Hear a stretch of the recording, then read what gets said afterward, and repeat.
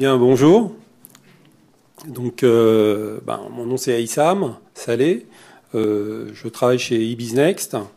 La présentation d'aujourd'hui, c'est une présentation sur le machine learning avec un focus sur la librairie MLlib de Spark et une aide à la visualisation avec D3JS.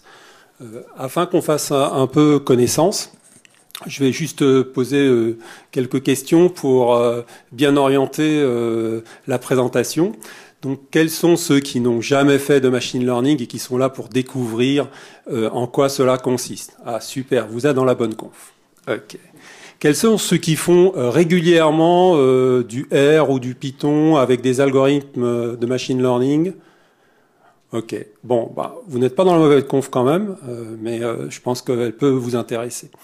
Alors, l'objectif ici, c'est de vous montrer l'intérêt de Spark et de vous expliquer l'intérêt aussi du machine learning. Donc, l'objectif est double.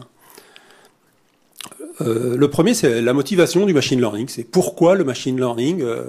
Jusque-là, on faisait plein de choses et on n'en avait pas besoin et on entend de plus en plus parler. Donc, on va essayer de comprendre de quoi il s'agit ensemble. La deuxième étape, c'est une fois qu'on a compris l'intérêt, qu'on est d'accord sans doute sur l'intérêt du machine learning, c'est oui, mais pourquoi Spark? Il y a plein d'autres trucs. Effectivement, que ce soit SAS pour ceux qui ont entendu parler, que ce soit R pour ceux qui connaissent l'environnement, ou Scikit-learn pour ceux qui font du Python. La question est de savoir, oui, mais pourquoi Spark plus MLlib? Quel est l'intérêt? Au-delà de l'aspect performance, bien évidemment. Et puis, une fois qu'on sera à peu près convaincu de l'intérêt pour nous, développeurs, d'aller sur Spark et MLlib, puisqu'il est là l'enjeu, et c'est pour ça qu'on est là aujourd'hui, c'est pour voir en quoi cela peut nous concerner, c'est comment fait-on pour préparer ce qu'on appelle l'échantillon de données. Et là, je viens de dire un gros mot, mais vous verrez, vous comprendrez ce que cela veut dire. C'est comment fait-on pour préparer correctement un échantillon de données, les entrants d'un algorithme de machine learning de semi-intelligence artificielle. Et puis, quels sont les algorithmes disponibles dans MLlib, ce qu'ils vous permettent de faire. Enfin, on en prendra un, et un seul, qui est illustratif de la facilité de mise en œuvre dans MLlib. Mais évidemment, j'aurais pris la précaution de faire l'étape précédente, qui est d'expliquer comment créer l'échantillon de données, puisque si vous n'avez pas de bons entrants, il n'y a aucune chance que vous réussissiez à avoir un résultat correct. Et puis, on terminera par les diagrammes de visualisation. Il y a beaucoup de data, il y a beaucoup de données. Souvent, un dessin est beaucoup plus illustratif et beaucoup plus explicatif que pas mal de choses. Donc, ce qu'on va essayer de voir, c'est quels sont les types de diagrammes qu'on va utiliser et dans quel cas. Voilà. Mon objectif, très clairement, c'est qu'en sortant d'ici, on ait à peu près tous un niveau qui est de dire je sais ce que c'est que le machine learning, je vois les étapes à franchir, plus ou moins, et c'est accessible. Alors, clairement, le machine learning, c'est une branche de l'intelligence artificielle, et c'est la capacité à apprendre sans être explicitement programmé. Ce que je viens de dire là, c'est plus ou moins vous dire que vous n'avez pas d'algorithme à écrire au sens propre du terme. Il y a du code, quand même, heureusement. Mais il n'y a pas d'algorithme au sens propre du terme à écrire, puisque l'algorithme, ou ce qu'on appelle le modèle, sera déduit des données que vous fournirez en entrée. Bon, un exemple type, c'est distinguer les mails qui sont des spams de ceux qui n'en sont pas. Ça, c'est un exemple dans lequel le machine learning est appliqué. Alors, premier point, c'est la motivation de l'approche machine learning. Et évidemment, on va s'appuyer sur un exemple assez simple pour ne pas rajouter de la difficulté à comprendre, sur un exemple de scoring. Donc, est-ce que je vais prêter de l'argent à un individu ou pas? Alors, j'ai retiré certains prédicteurs comme c'est un ami, puisque si c'est un ami, c'est sûr, c'est non. Mais là, on va essayer de prendre des prédicteurs plus complexes. On va dire que pour chaque individu, regarder, imaginons qu'on soit une banque, son salaire, son statut marital et s'il est propriétaire ou pas. Donc on va sélectionner ce qu'on appelle des prédicteurs ou des variables indépendantes entre elles, très important. Le salaire est indépendant du statut marital, qui est indépendant du fait qu'on soit propriétaire ou pas. Donc ça, c'est des éléments fondamentaux en entrée. Très attention à en prendre ce qu'on appelle des variables indépendantes. Donc vous choisissez en fait un certain nombre de prédicteurs et au sorti, vous avez une réponse, ce qu'on appelle aussi un label. Donc la réponse, c'est un score, et ce score, sa conclusion, c'est oui ou non. Donc c'est votre variable dépendante. Elle est dépendante des variables indépendantes en entrée. Bien, donc là, vous décidez donc de dire, ben voilà, j'ai une personne qui vient, tiens, elle arrive, je m'installe, et je regarde son dossier, tel salaire, tel statut marital, il est propriétaire, oui, il y a des chances que je me fasse j'hypothèque si je veux récupérer en cas de problème. Et donc là, vous commencez à traiter un cas après l'autre, etc. Puis votre business a tellement de succès que, en fait, vous avez besoin d'embaucher. Et là, vous dites, tiens, je vais mettre plein de monde et je vais embaucher pas mal d'analystes qui vont analyser les dossiers. Évidemment, si vous mettez plein de monde et vous vous doutez bien que c'est pas la bonne solution, vous faites face au délai de traitement. Plus il y a de monde, plus il y a du délai pour traiter, puisque vous ne pourrez pas rajouter indéfiniment des analystes pour traiter les dossiers des candidats qui veulent emprunter.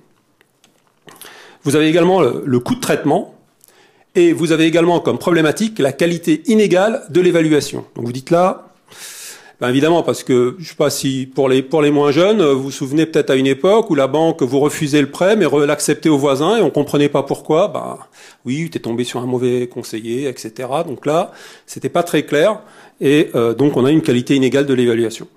On décide donc de passer à une deuxième solution. Tous développeurs Java que nous sommes, on voit tout de suite les Business Rules Management System. Si je dis JBoss Rules, je pense que ça vous parle.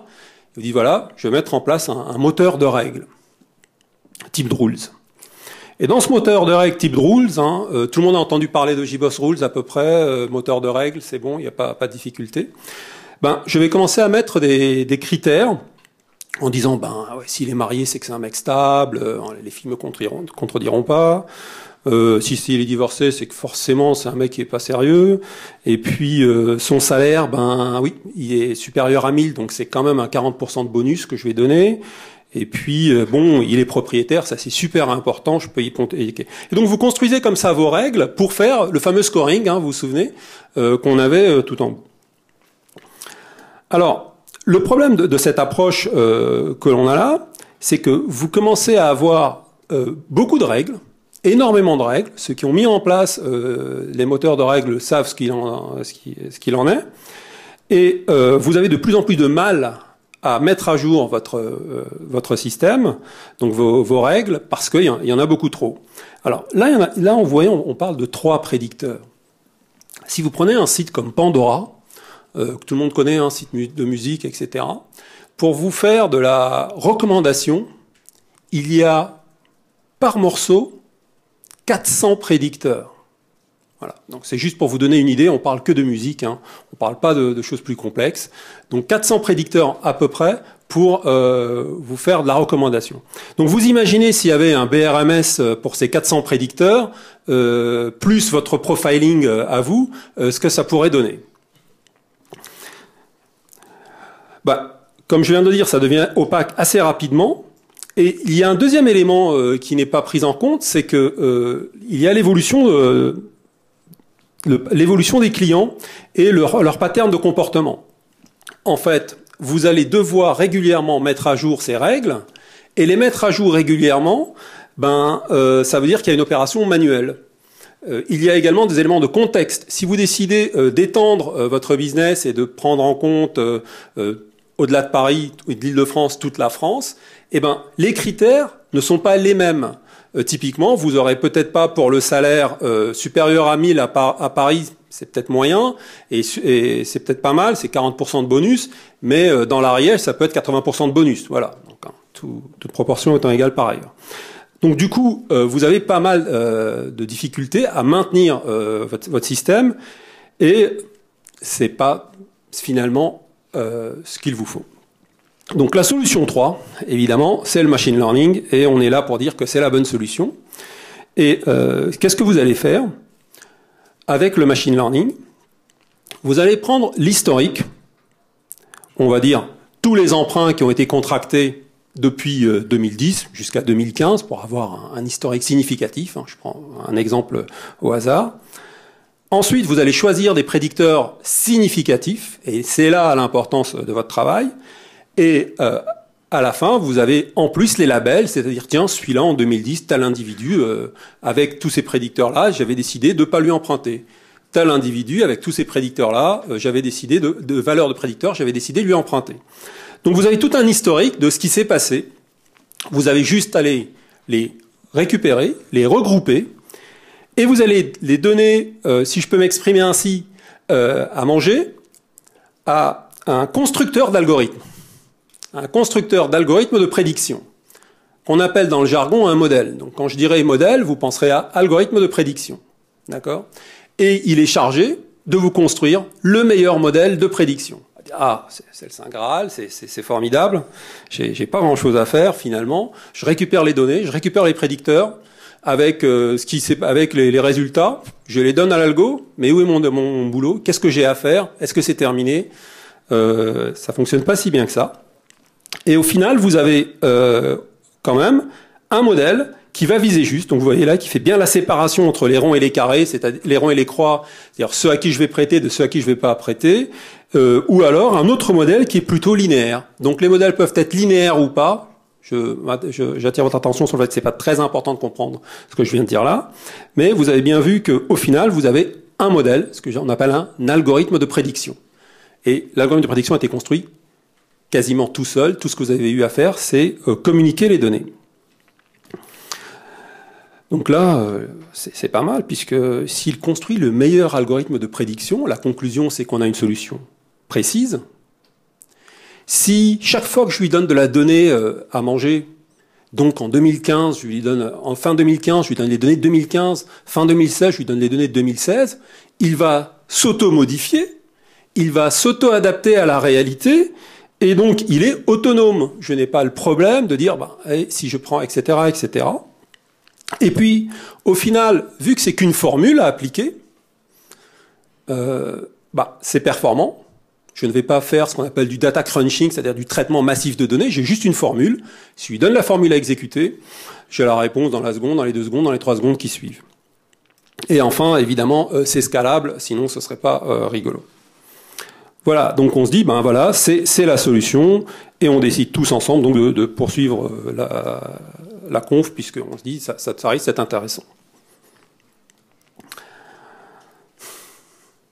Alors, les cas d'utilisation du machine learning, on vient de le voir pour le scoring, c'est également utilisé pour la recommandation en ligne. J'ai parlé de Pandora à l'instant, donc c'est un exemple parmi d'autres. C'est également pour la classification de contenu. Je peux prendre des films en prenant en compte les acteurs qui jouent dedans, par exemple, le nombre de scènes où il y a du sang, etc., etc. Je peux peut-être les classifier en groupes prédéfinis, ce qu'on appelle de la classification. Je peux également prendre des contenus de texte et un algorithme assez simple, c'est pas évidemment le bon, c'est de dire je vais compter le nombre d'occurrences des mots et donc du coup je vais pouvoir avoir les regrouper. Et puis l'identification des topics clés, c'est comme ça que si vous n'avez pas envie de lire ou d'écouter par exemple un homme politique, vous lui appliquez l'algorithme de machine learning qui va extraire les mots les plus souvent repris et si vous avez les 4-5 mots sur lesquels il parle, vous avez une idée de son discours et si vous ne concerne pas, vous passez à la suite et vous passez au discours suivant. Voilà, donc l'identification de topics clés, par exemple, dans un discours. Et puis enfin, la détection de fraude et d'anomalies parce que vous constatez qu'il y a un comportement particulier. Jusque-là, on a parlé juste d'éléments qui sont non quantifiables, c'est par exemple des groupes, etc. Mais on peut également faire ce qu'on appelle des labels numériques, autrement dit une réponse numérique qui est par exemple un ranking de pages, les top 10, et donc classifier les choses d'une manière ordonnée. Voilà, ça c'est des cas d'utilisation. Vous en avez pas mal d'autres, mais c'était pour vous donner une idée et vous dire qu'ils s'appliquent un peu dans la vie de tous les jours. Alors maintenant, pourquoi Spark avec MLlib? Alors le titre un peu provocateur, c'est juste dire que Data Scientist DevOps, ça veut dire qu'avec Spark et MLlib, la cible, c'est quand même qu'on n'ait plus besoin de dev et que le Data Scientist ait déjà son propre dev. Alors, ce que je veux dire par là, c'est qu'on a deux types d'analytics, deux types de positionnement. Le premier, c'est l'analytics d'investigation. C'est celui qui a plein de formules et avec ces formules-là, qui va nous sortir des insights, de la connaissance en disant, ben voilà, on va faire tant de chiffre d'affaires cette année. Si on monte le prix de 10%, voilà ce qu'on peut prévoir. Donc, il va nous faire non seulement du descriptif, mais également du prédictif et du prescriptif, pour aller encore plus loin. Et puis vous avez l'analytics opérationnel, qui est votre data center, où là vous allez dire, oui mais attends, il a besoin de moi, je vais devoir tout coder, il a fait en R ces trucs. Malheureusement, R, c'est des algorithmes massivement séquentiels, si on peut dire massivement séquentiels, et que donc intrinsèquement difficiles à paralléliser, parce que les algorithmes qu'ils implémentent sont séquentiels intrinsèquement. Et donc j'ai besoin de traduire ce qui a été fait pour traiter des masses de données et donc du coup ils vont avoir besoin de moi, développeur Java, pour passer sur une plateforme Hadoop-like ou Spark-like. Alors ce qui est intéressant, c'est que vous avez raison parce que finalement si on regarde l'analytics d'investigation, c'est une personne qui va travailler sur un échantillon de données, qui n'a pas besoin de performance. Alors que l'analytics opérationnel, ce sont des données de production, il y a du volume. Sur la partie infrastructure, du coup, l'analytics d'investigation a juste besoin d'un poste de travail et donc d'un outil adapté à un poste de travail, alors qu'en production, vous serez sur un cluster de serveurs avec une solution type cluster. Les requêtes qu'il va faire, c'est des requêtes offline, tranquille, tiens, je vais tester avec ça, si je fais ça, oui, donc il va faire plusieurs petits tests, des requêtes ad hoc. Vous allez avoir un flux continu en production.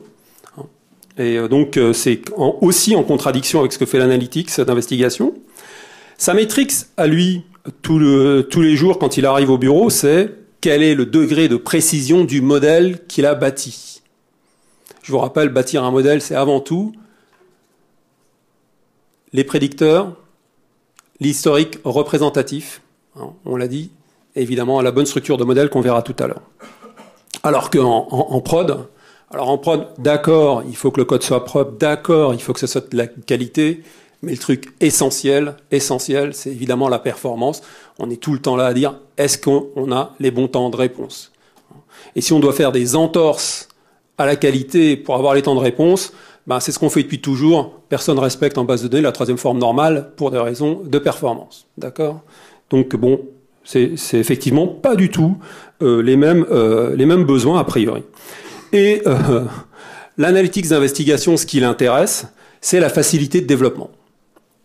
La facilité de développement, donc il va avoir un langage de scripting, type R ou Python, et va donc travailler dans son coin, faire des scripts. L'essentiel, c'est qu'il aille très très vite. Et vous vous dites, oui, mais moi, attends, j'ai la JVM, surtout celle d'Azul qui a lieu en parallèle en ce moment. Eh bien, ben oui, ce qui m'intéresse moi, c'est la performance. Donc, c'est sûr, il a besoin de moi, comme moi j'ai besoin de lui.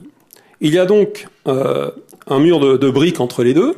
Et ce que va apporter Spark, justement, là-dessus, c'est qu'il va briser ce mur de briques, puisque Spark vous permet d'avoir ce qu'on appelle l'algorithme qui a été réalisé par l'analytics d'investigation. S'il l'a écrit avec son notebook, en notebook, c'est-à-dire son environnement de test en Python ou en Scala, il pourra très facilement le passer en production, sans que vous ayez grand-chose à faire. Évidemment, vous devrez avoir une expertise sur le partitionnement, il faudra avoir une expertise sur la colocalité, qui sont des problématiques de systèmes distribués, mais globalement, ce qu'on est en train de dire là, c'est que ça le rapproche considérablement de la partie production. Et Spark, donc voilà pourquoi aujourd'hui je vous dis, pourquoi Spark et MLlib pour nous développeurs, c'est parce que ça nous rapproche très rapidement du développement. Alors, du coup, on se dit, ben, comment est-ce qu'on va aller, nous, avec notre connaissance de développeur, quelle est la barrière à franchir? Comment peut-on arriver à faire un peu de machine learning, de data scientist, puisque c'est finalement le code qui est produit au niveau du data scientist, ben, effectivement peut être utilisé en production. Alors ce que je dis là, faut pas le prendre à la lettre, c'est-à-dire que c'est pas du jour au lendemain qu'on devient data scientist, c'est pas du jour au lendemain qu'on a une bonne vision. Et vous avez bien vu la première planche, les meilleurs statisticiens sont loin d'être les meilleurs data scientists. Et c'est pas moi qui le dis, donc je le dis d'autant plus facilement.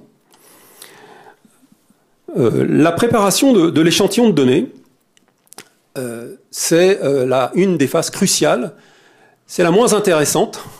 C'est un peu comme les tests en développement, mais c'est sûr, si vous n'en faites pas, et si vous ne le faites pas super bien, eh ben vous êtes sûr de vous planter. À l'arrivée, ça coûte cher dans tous les cas.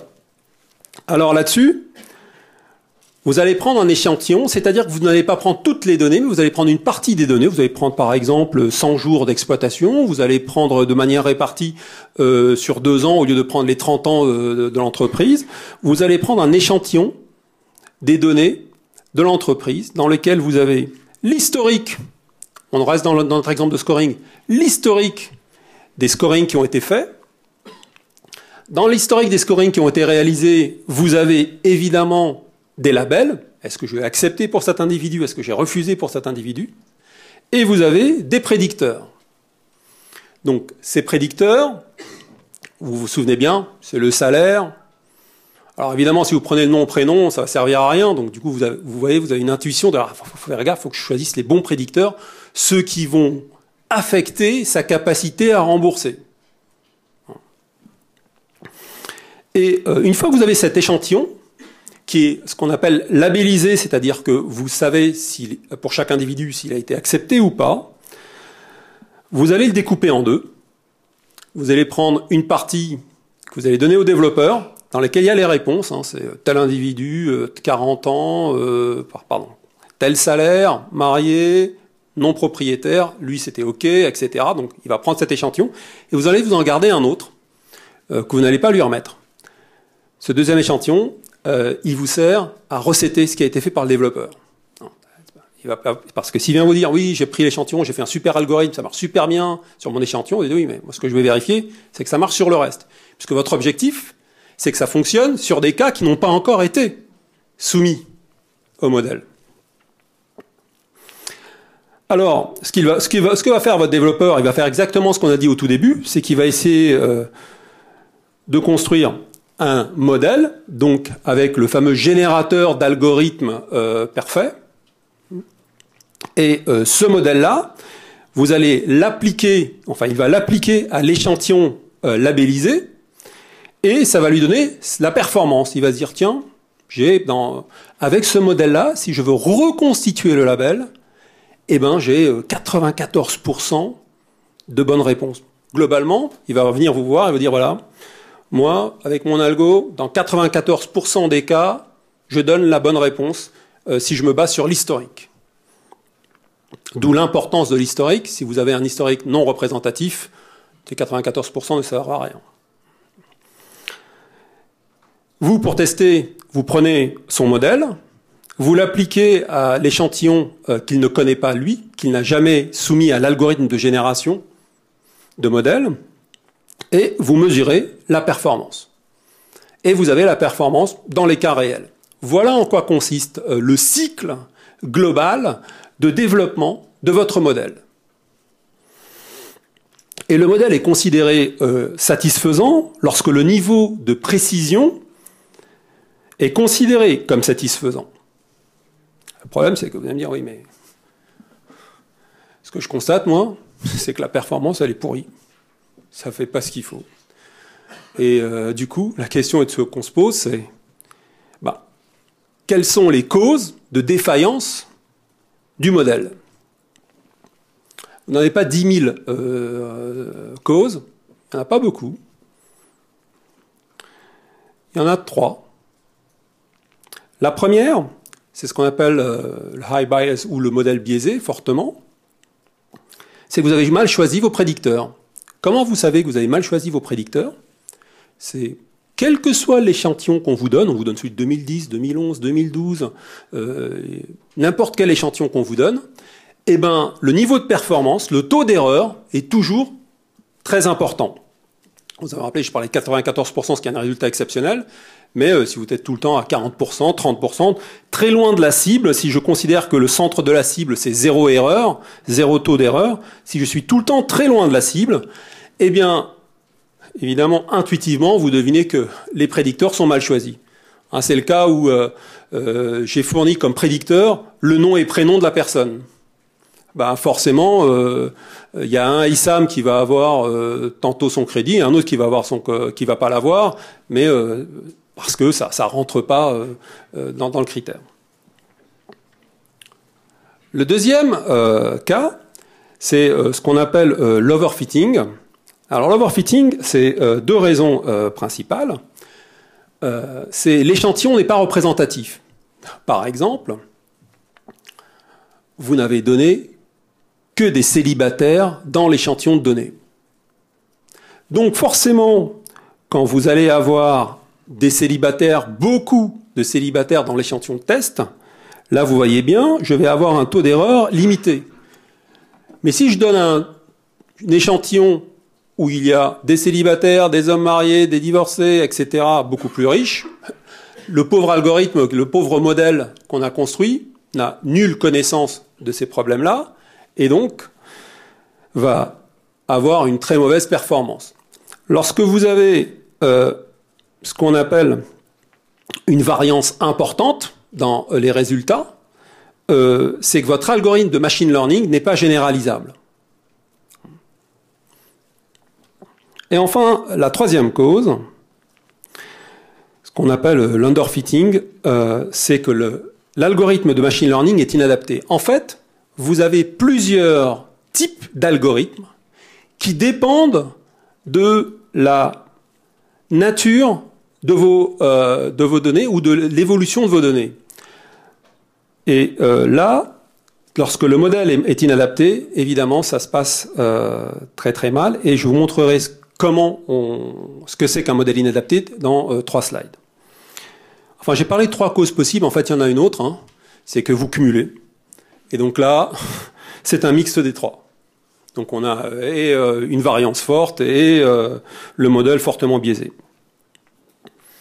Bon, je reprends très rapidement. On a compris si les prédicteurs sont mal choisis, qu'est-ce que je fais? Surtout, je n'augmente pas le volume de données. Si les prédicteurs sont mauvais, il faut changer les prédicteurs. Voilà. Donc là, c'est premier élément. Si j'ai une variance trop importante, c'est-à-dire que tantôt, alors il marche très très bien, j'ai un très faible taux d'erreur dans certains échantillons et j'ai un taux d'erreur très important dans d'autres, eh ben là, c'est pas compliqué, c'est que l'échantillon n'est pas représentatif. Et ou alors, un deuxième cas que je n'ai pas exposé au travers des images qui sont là, c'est que vous avez des prédicteurs qui n'ont aucun rôle dans la détermination du label, mais leur présence dans la liste des prédicteurs perturbe l'algorithme. Au global, non seulement il vous faut avoir les bons prédicteurs, mais il vous faut avoir les bons et seulement les bons prédicteurs. Le dernier, quand je disais que l'algorithme de machine learning était inadapté, en fait, un algorithme peut avoir plusieurs structures. Il peut être statistique ou il peut être mathématique. Il n'est pas toujours statistique. Lorsqu'il est statistique, par exemple, il peut avoir une structure.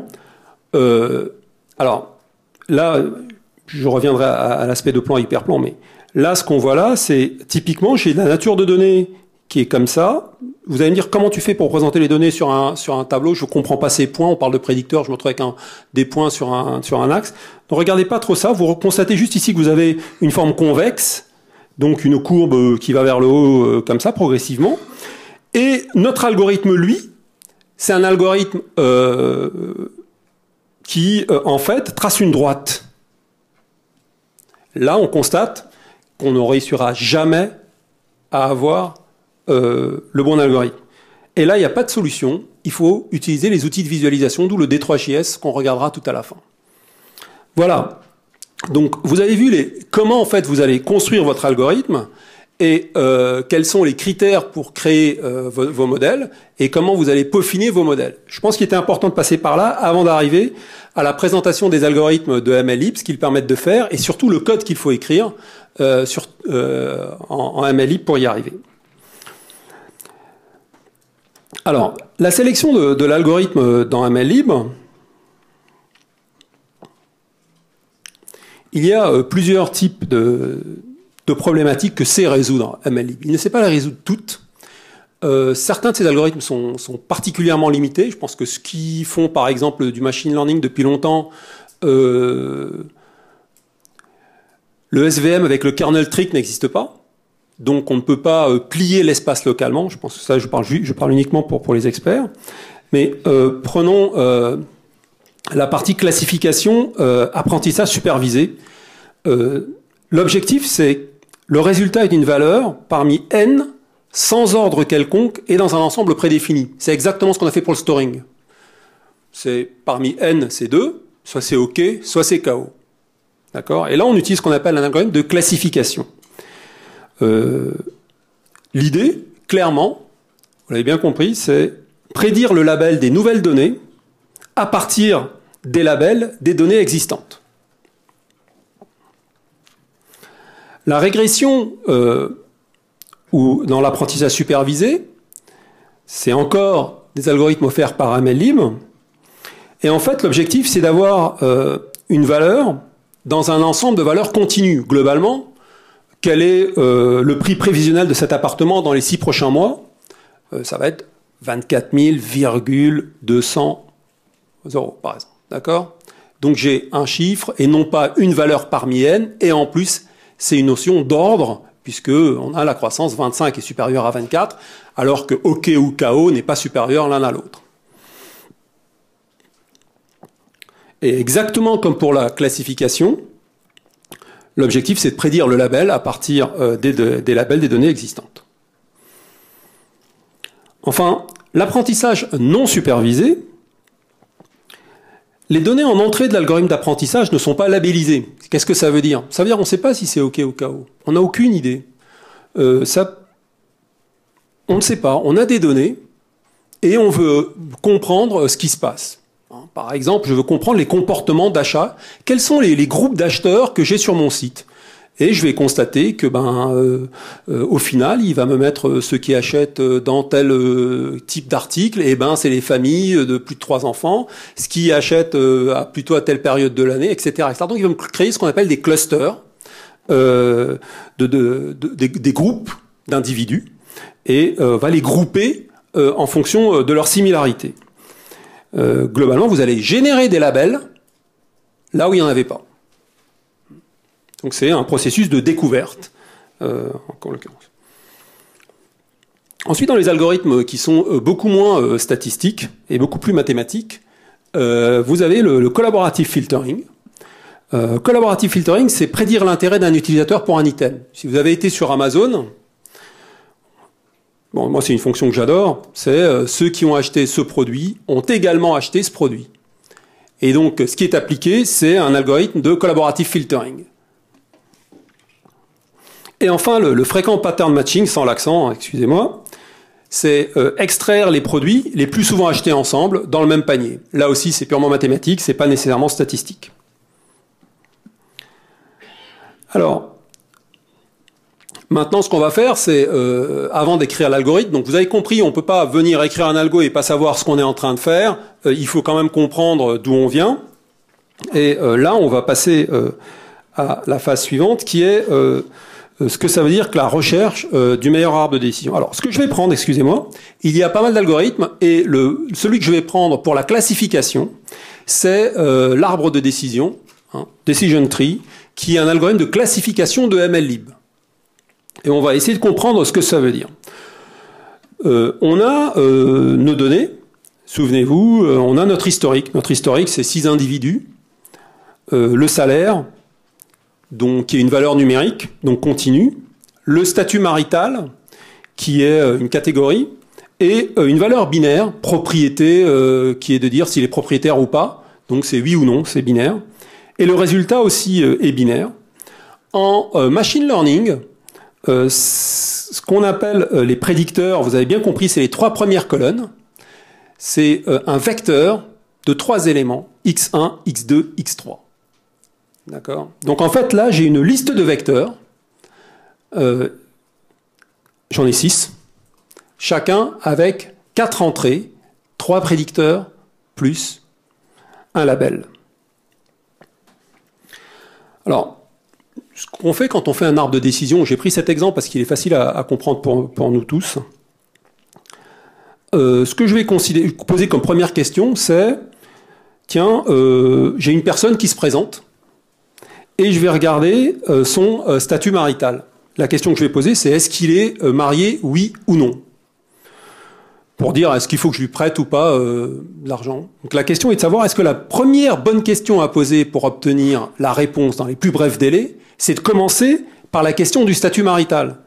Est-ce que je n'aurais pas dû commencer par la question de quel est son salaire ou son niveau de salaire? Est-ce que je n'aurais pas dû commencer par est-ce qu'il est propriétaire? Est-ce que j'aurais pas eu tout de suite la bonne réponse? Parce que là, si je regarde bien, quand un individu se présente, quel est son statut marital?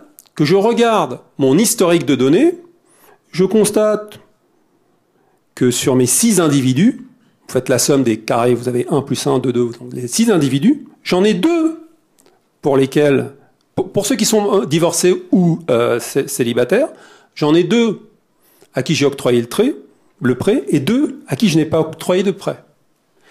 Et quand il est marié, il y en a un à qui j'ai octroyé le prêt, et un autre à qui je ne l'ai pas octroyé. Donc au final, la première question, elle a servi à rien.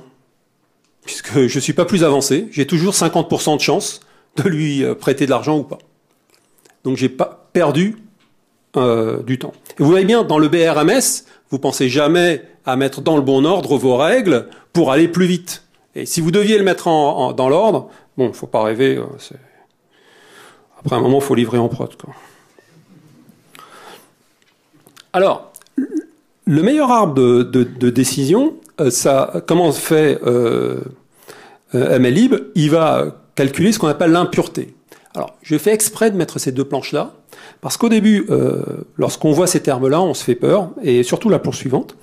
Donc, le meilleur arbre de décision, c'est minimiser l'impureté. Et quand l'impureté est à 0,5, ça veut dire que j'ai 50% de chance encore, donc c'est pas bon. J'ai pas avancé, quoi. Vous entrez, vous savez pas où vous allez, vous avancez, vous savez toujours pas où vous allez. Et donc il utilise un algorithme, un critère qui s'appelle soit Gini, soit l'entropie. J'ai fait exprès de vous mettre un slide, je ne vais pas vous l'expliquer. Je sais quand vous verrez les algorithmes de machine learning et vous verrez des fonctions statistiques ou des formules mathématiques, vous ferez peur. C'est ce qu'on fait au début, mais après on y va parce que c'est pas si compliqué que ça. Voilà. Donc voilà la formule pour calculer le niveau d'erreur, ou en tout cas le niveau d'impureté de l'arbre. Je vous laisse méditer là-dessus, mais c'est pas si compliqué que ça quand vous prenez l'habitude. La preuve, c'est que j'en ai pris l'habitude. Le meilleur arbre de décision, il va donc utiliser l'index Gini, et ce qu'il se rend compte, lui, c'est que quand il pose la question de propriétaire, dans tous les cas, si le mec est propriétaire, regardez, j'en ai 2, eh ben il a le prêt. Donc, il va se dire, pour construire l'arbre, il me suffit de poser la question propriétaire. D'où l'importance du machine learning. Vous avez bien vu l'intérêt, c'est qu'il va nous construire le meilleur arbre de décision à ce niveau-là. Évidemment, ce qu'on a fait, c'est qu'on lui a donné des données dans lesquelles il y avait un propriétaire. C'est un premier point qui est important, la qualité des données. Et le deuxième point, permettez-moi d'insister, j'ai pensé à mettre le prédicteur propriétaire. Si j'avais pas pensé, j'aurais pas pu gagner. Donc il y a un deuxième algorithme, c'est l'utilisation d'entropie, je passe dessus rapidement. Alors, le meilleur arbre de décision, c'est la recherche de la meilleure condition de segmentation en s'appuyant sur l'impureté. Et qu'est-ce que c'est que la mesure d'impureté? C'est la mesure de la qualité de séparation des individus en groupe le plus tranché possible. C'est bon, lui, il va l'avoir, c'est pas bon, lui, il va pas l'avoir. Et d'arriver en minimum d'étapes. Bien.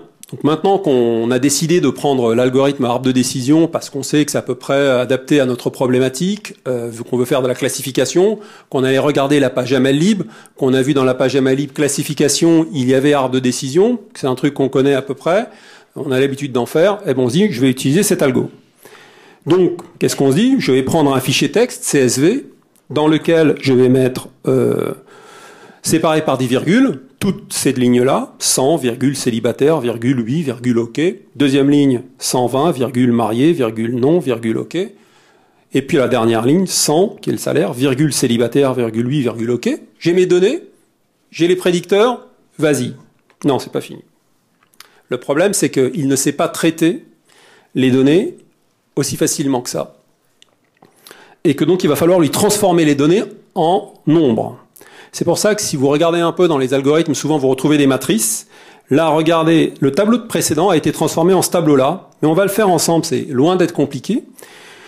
En fait, souvenez-vous, le salaire, c'est une valeur continue, heureusement.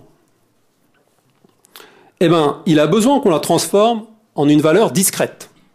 Donc, il faut transformer tous les prédicteurs en valeurs discrètes. Pour cet algorithme-là, ce n'est pas vrai pour tous les algorithmes. D'accord? Donc, évidemment, quand je choisis un algorithme, cela peut me conduire à des limitations. Et donc là, je décide, moi, de segmenter, de dire, ceux qui ont un salaire inférieur à 90, c'est 1 comme valeur. Ceux qui sont entre 90 et 110, je vais les considérer pareil, c'est 2. Ceux qui sont entre 110 et 130, je leur donne le label 3. Et ceux qui sont supérieurs à 130, le label 4. 1, 2, 3, 4 désignent des catégories. Autrement dit, il n'y a aucun critère d'ordre. 4 n'est pas plus fort que 1. 4 est différent de 1. Juste, c'est qu'il a besoin de valeurs numériques pour appliquer son algorithme.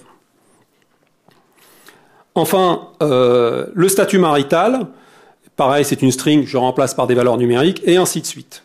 Eh bien là, maintenant, je peux stocker dans mon fichier ces nombres-là, après avoir fait cette transformation-là, et commence le programme que je vais écrire pour générer le modèle ou le meilleur algorithme. Voilà, donc je prends le label. Dans mon fichier, j'ai mis le label en première position, salaire, statut, marital et propriétaire, qui sont une ligne. Qui connaît Scala dans la salle, à peu près? Ah, super, nickel. Donc voilà. Pour les autres, c'est pas très compliqué. Ce qu'on va lire, et là, c'est du Spark. C'est qu'on va lire le fichier texte, CSV. On va le parser. On va prendre chaque ligne, on va la splitter sur la virgule. On va convertir, puisque c'est un fichier CSV et qu'on sait que c'est des nombres, en double. C'est l'API qui requiert qu'on les convertisse en double. Du coup, je me retrouve avec un vecteur de double et je vais créer ce qu'on appelle un point labellisé, c'est-à-dire un individu dont la première partie, la partie 0, l'index 0, c'est le label.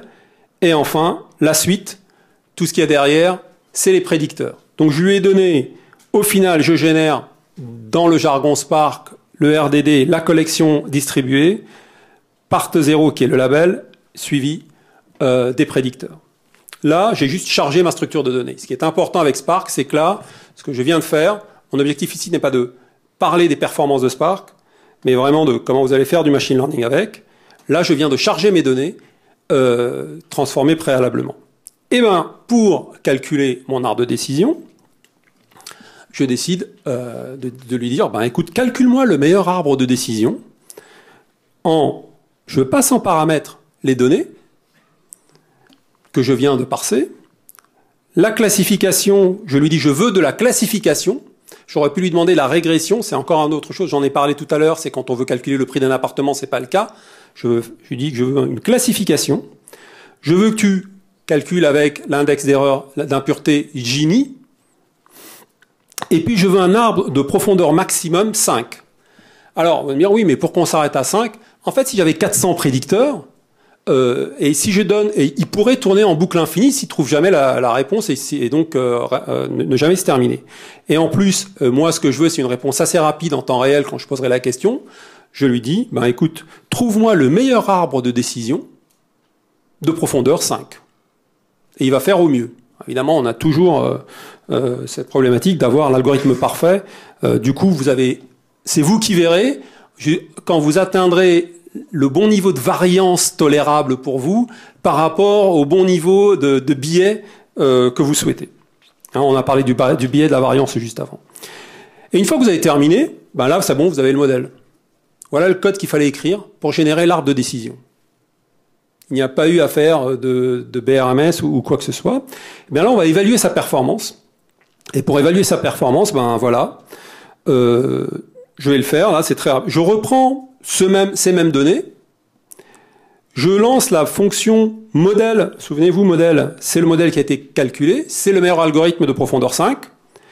Point predict, je prends les individus un à un de mon jeu de données et je retourne un tuple dans lequel j'ai le label d'origine et le label calculé par le moteur, l'outil de prédiction, le modèle prédictionnel que j'ai défini. Bon, au final, vous vous doutez bien, pour calculer le taux d'erreur, tout ce que j'ai à faire, c'est faire le ratio modèle prédit, valeur prédite, label prédit par rapport à label original, et puis j'ai le ratio. Donc c'est exactement ce qui est fait à la ligne suivante, et j'ai mon taux d'erreur. Et donc vous avez bien compris comment faire pour définir que votre taux d'erreur est bon ou pas, bonne variance, dans quel cas je suis, ah ben non, écoute, tes prédicteurs ils sont paumés, regarde quel que soit le jeu de données, voilà où j'en suis.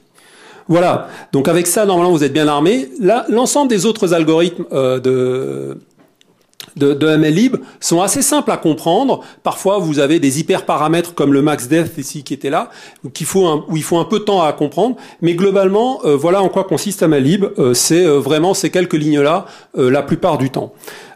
J'ai évacué certaines problématiques comme les natures de quel type de distance, etc. Je ne vais pas rentrer là-dessus. Mais globalement, vous avez la solution. Et alors, pour terminer, la visualisation avec D3JS, on peut avoir des prédicteurs et des labels qui peuvent être catégoriels. Dans notre cas, un prédicteur catégoriel, c'est par exemple le statut marital. C'est marié ou pas marié, voilà. Et le label, c'est OK KO. Quand vous avez un prédicteur catégoriel, et si vous voulez savoir quel est l'impact du statut marital, par exemple, sur la réponse, vous utiliserez ce type de diagramme, mosaic plot. Alors, j'ai donné quand même une référence, excusez-moi, je suis passé un peu rapidement, à la librairie que j'utilise, moi, qui est vraiment super, qui fait vraiment le travail et qui s'appelle StatApps, qui est une surcouche de D3JS sur GitHub. Je vous invite vraiment à l'utiliser. Elle fait vraiment le travail. Donc, là, ce que je fais, c'est que le fait qu'effectivement, je vois une disproportion verticale, je ne vais pas trop rentrer dans le détail, le temps est compté, le fait que je vois une disproportion verticale signifie clairement que ce prédicteur a un impact sur le label. Là, c'est lorsque le prédicteur numérique et le label est catégoriel, par exemple le salaire, ce que je constate avec ce diagramme de type boxplot, c'est qu'en fait, on prête qu'aux riches. Parce que là, ce que je constate, c'est que ceux qui sont OK sont ceux qui gagnent au moins 100 000, 100, et ils sont dans la tranche 100-120. D'accord? Donc, je vois tout de suite l'impact aussi du salaire sur l'acceptation du dossier. Ça, vous le faites quand le prédicteur est numérique et le label catégoriel. Il nous reste à traiter maintenant quand le label est numérique. Et quand le label est numérique, malheureusement, dans notre cas, je n'ai pas cet élément-là, puisque pour nous, le label, dans notre exemple, il est catégoriel. Vous utiliserez ce qu'on appelle le density plot. Et donc, ce qui va vous permettre de voir ici, ce qu'on utilise là, c'est par exemple pour des véhicules. Les véhicules verts sont des véhicules asiatiques, les véhicules rouges des véhicules européens, les véhicules noirs des véhicules américains. Et en bas, vous avez le prédicteur qui est choisi, c'est l'autonomie. En fait, en miles par gallon, c'est un gallon, c'est 20 litres. Donc, combien de miles on peut parcourir avec 20 litres?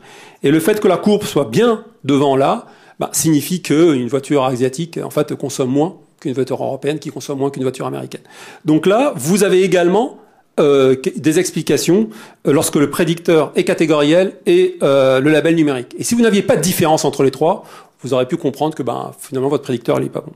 Et pour terminer, c'est quand le prédicteur numérique et le label est numérique. Bon, évidemment, comme on n'a pas de label numérique dans notre exemple, c'est pareil. Je prends un exemple au hasard. Le prédicteur, là par exemple, c'est une voiture. Est-ce que lorsqu'elle est plus lourde, elle est plus autonome? Eh ben non, je vois bien que quand elle est trop lourde, elle n'est pas autonome du tout. Et donc je vois également la corrélation entre le prédicteur et le label. Voilà.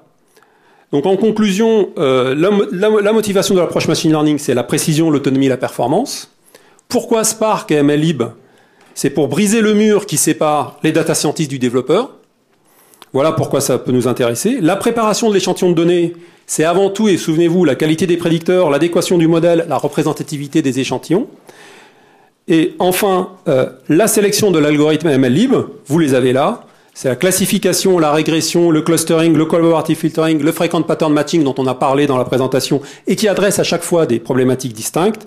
Et enfin, la visualisation avec D3JS. Surtout, en fonction de la nature du prédicteur et du label, vous sélectionnerez le diagramme correspondant. Merci.